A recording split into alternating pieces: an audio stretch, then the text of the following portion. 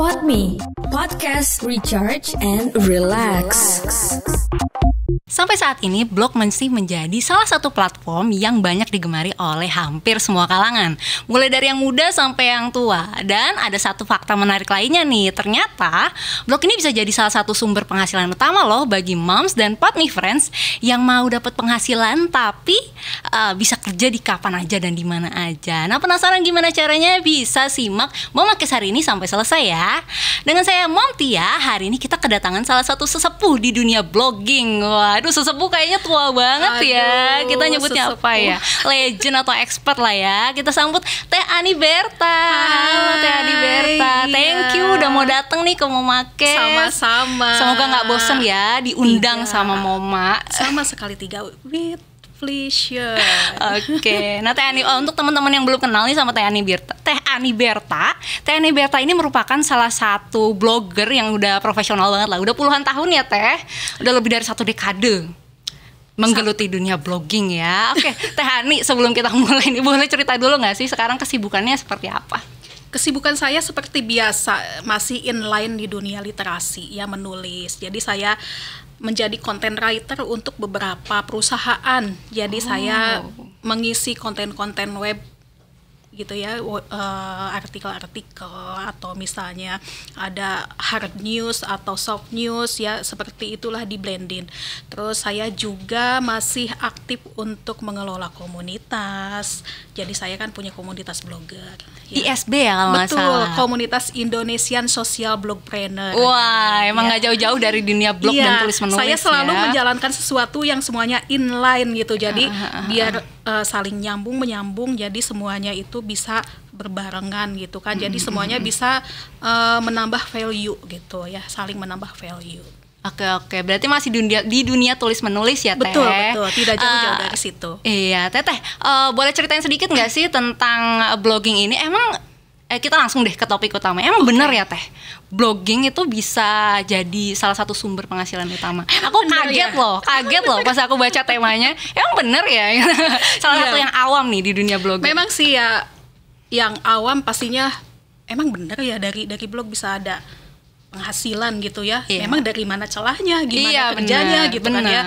Nah, inilah yang harus saya luruskan juga ya buat teman-teman juga. Jadi dari ngeblog itu bukan serta-merta kita mempunyai akun blog terus kita menulis blog lalu menjalankannya cuman beberapa tulisan udah gitu bisa langsung jadi penghasilan. Oh ya tidak. Semuanya itu melalui proses gitu kan. Tentunya. Jadi melalui proses, dan kita harus benar-benar mematangkan skills dari mulai menulis, menata dashboard, menata DMs-nya, gimana cara kita networking gitu ya. Karena tanpa networking kita nggak akan dapat klien gitu kan. Dari mana kita dapat klien untuk endorse suatu produk atau jasa. Karena blogger itu kan intinya adalah kita mereview produk atau jasa di dalam artikel blog kita, di tulisan kita, lalu kita mendapat jasa bayaran dari brand seperti itu ya. Nah, tapi yang harus saya luruskan lagi adalah saya tidak suka kalau misalnya ada yang bilang, oh dari blog bisa menjadi penghasilan utama nih. Enggak seperti itu konsepnya, tapi konsepnya seperti ini. Boleh kita bahas di akhir nanti biar teman-teman pada penasaran nih. Siap. Nanti rahasia-rahasianya kita akan kupas di akhir ya. Nah, sebelumnya nih untuk teman-teman yang masih pemula ya, kan pasti yang dengerin nggak cuma blogger nih, Teh Ani. Boleh sharing sedikit nggak sih kira-kira apakah semua orang bisa jadi blogger nih Teh Ani? Maksudnya apakah ada batasan usianya? Misal harus 17 tahun ke atas nih yang bisa membuat blog, atau mungkin cuma orang-orang yang ngerti digital marketing atau orang-orang yang suka nulis aja nih yang cocok jadi blogger? Semua bisa menjadi blogger, termasuk anak yang 7 tahun asal dia sudah bisa terhubung dengan internet, bisa mengoperasikan gadget, bisa ngetik, itu bisa jadi blogger. Anak saya ngeblog dari umur 7 tahun. Hah? Seriusan Teh? Iya, asalkan didampingi. Jangan dilepas seperti itu aja. Karena kan menulis blog itu intinya dia itu bisa menulis artikel, bisa bercerita, lalu bisa diupload. Nah, kalau untuk anak-anak kecil yang 7 tahun sampai rentang 10 tahun ya kita bantulah untuk proses publishnya itu gitu. Nah, untuk menjadi blogger siapa aja sih yang bisa? Semua orang bisa. Mau dia itu punya profesi jadi dokter atau misalnya pengacara atau apa, ibu rumah tangga sekalipun, pengangguran sekalipun bisa menjadi blogger asalkan dia mempunyai akun dan platform blognya, dia bisa mengoperasikan gadget dan dia bisa menulis artikel. Oke, menarik banget ya. Jadi semua orang bisa ya, Tani, tuh Mam, semua nggak ada batasan ya. Mau tua, mau muda, mau suku apapun, mau umur berapapun, ya bebas ya. Semua bisa jadi blogger. Oke, nah Teh Ani nih untuk para pemula lah, atau katakanlah seperti saya gitu ya, orang yang belum terlalu sering nulis nih. Gimana sih caranya, tipsnya gitu ya untuk pemula supaya bisa menulis dan konsisten gitu. Kan kalau blog harus konsisten ya.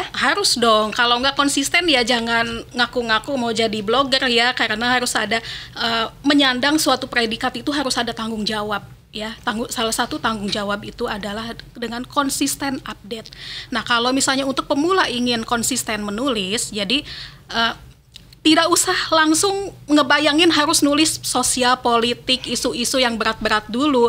Di sekitaran kita aja, di lingkungan keluarga atau di tetangga atau di manapun, itu kan ide berterbangan banget ya. Dari sereceh apa yang seliweran di Twitter gitu, itu bisa jadi artikel juga kalau dari kita yang trending ya. Betul. Nah, kita awali dengan sesuatu yang kita tahu aja deh gitu kan. Nah, misalnya kita tahu tentang ibu-ibu nih ya, misalnya ibu rumah tangga, karena ini mau makes ya. Iya, betul. Ya, karena ibu-ibu kan suka bikin bolu gitu kan, atau resep masakan atau apa, tulislah di blog, karena kan banyak sekali di luaran sana pasti yang nyari-nyari resep gitu kan. Benar.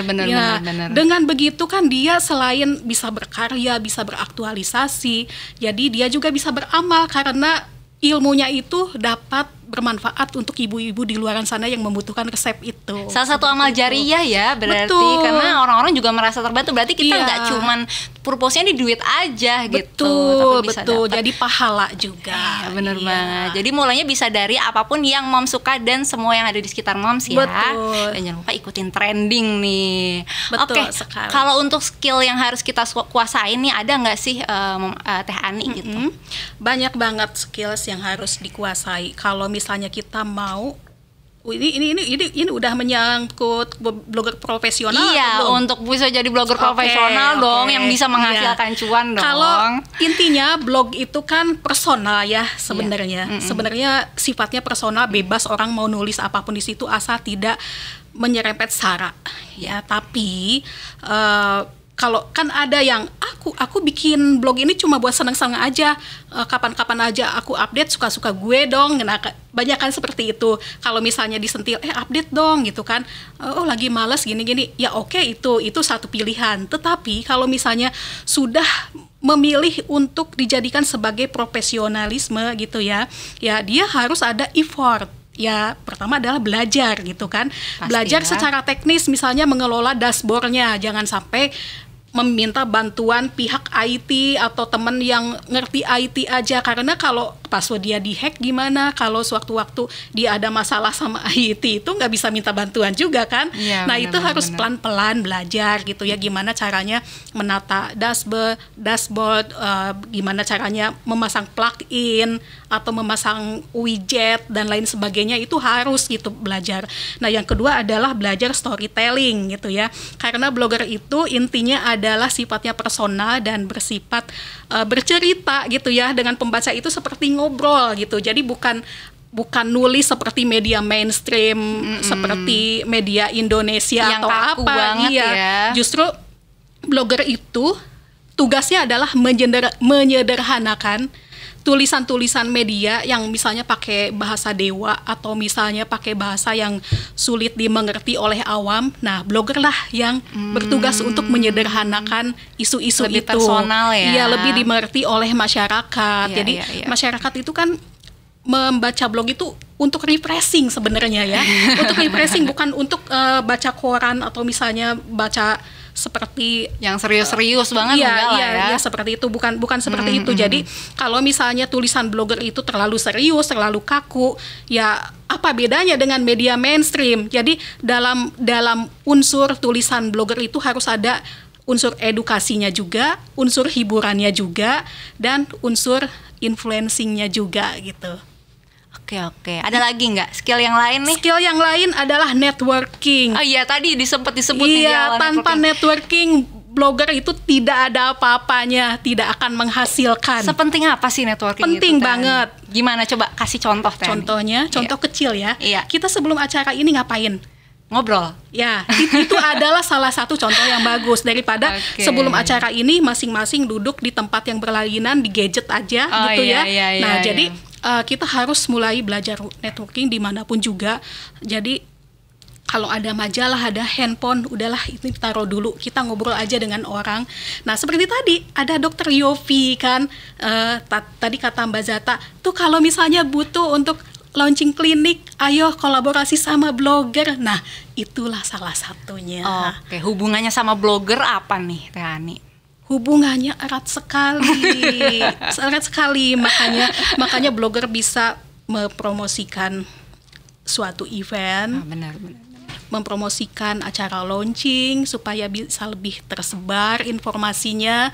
Jadi informasinya itu lebih tersebar ke orang-orang circle yang lebih terdekat, jadi secara emosional itu dapat gitu. Iya sih, sebagai salah satu media juga kan fungsi seorang blogger ini gitu. Betul. Jadi mitra media malahan kalau misalnya kita sebagai blogger misalnya lebih tahu duluan satu isu gitu ya misalnya.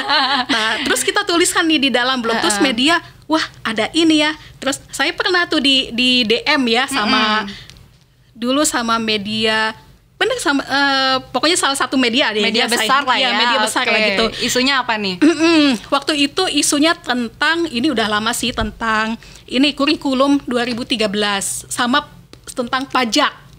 Karena saya freelancer sebagai blogger, saya juga bayar pajak dong. Iya, jadi saya kan membahas soal pajak kan dulu di tulisan itu. Terus ada media yang Mbak, boleh nggak saya wawancara? Gitu kan? Menarik banget. Ya, boleh nggak saya wawancara untuk mengulas soal pajak dari sisi freelancer atau saya sebagai blogger gitu kan.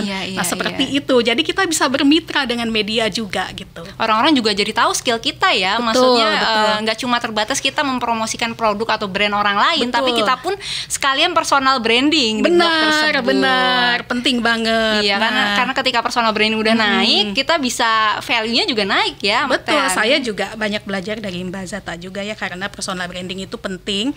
Jadi karena saya bukan siapa-siapa, jadi saya mengangkat personal brandingnya melalui blog. Jadi ya salah satunya adalah ketika saya di mana-mana atau misalnya diundang talk show gitu ya, saya pengennya dicantuminya di title-nya blogger aja deh, jangan yang lain-lain gitu ya.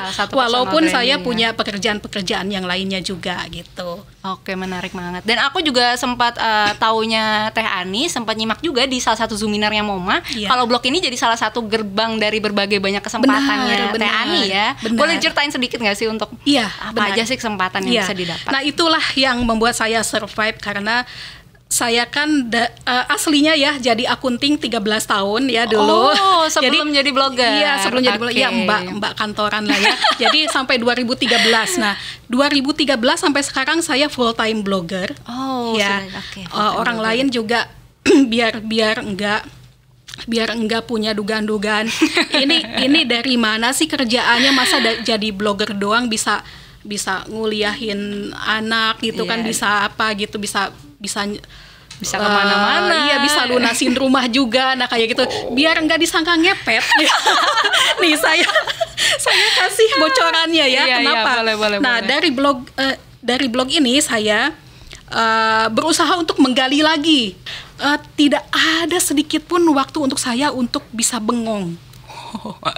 Dan semua itu berawal dari blog ya, Teh Ani. Awalnya gerbangnya dari blog. Hebat banget, menginspirasi banget. Saya juga abis ini kayaknya mau langsung ngeblog deh. Harus, yang gratisan aja.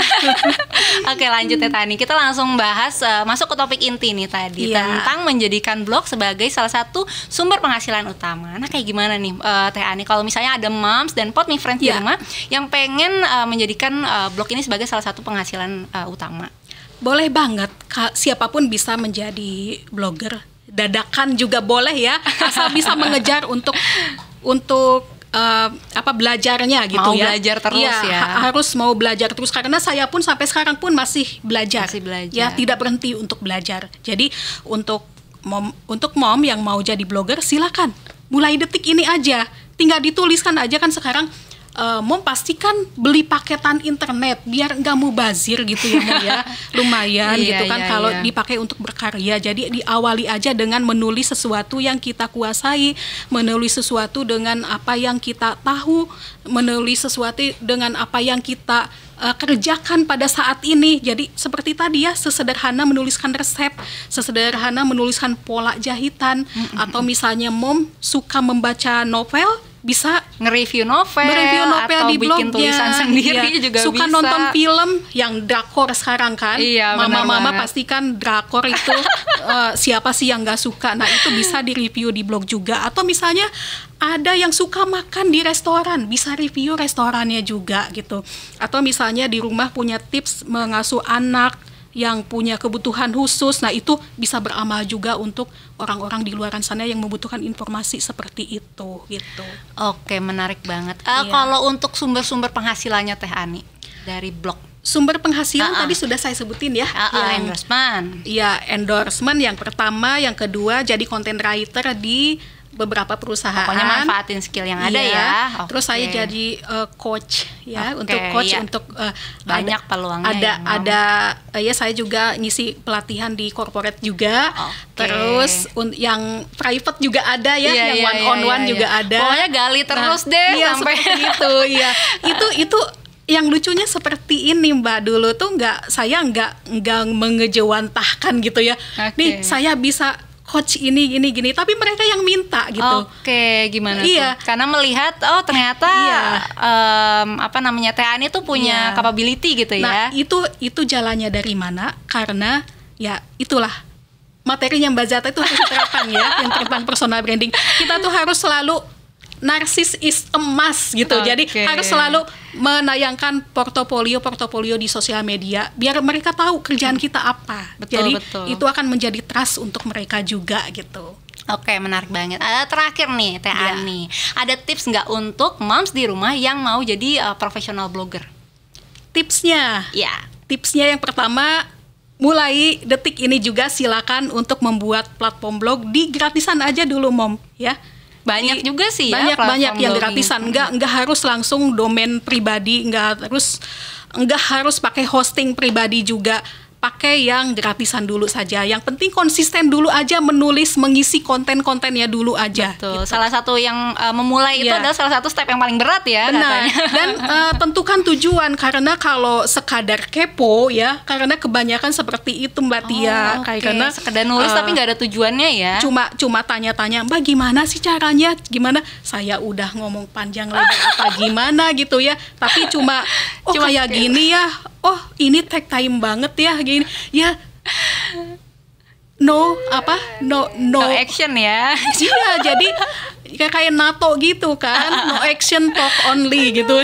Iya. Cuma kepo-kepo ternyata nggak ngeblok juga. Iya, jadi no pain, no gain. Pokoknya harus benar-benar ada perjuangan lah, bukan pengorbanan. Ini kan kalau pengorbanan berarti kan terpaksa. Tapi kalau kita misalnya udah cinta, udah suka sama sesuatu, kita tidak akan beban untuk menjalaninya gitu. Yang pertama ya sukai aja dulu lah gitu. Oke, menarik banget.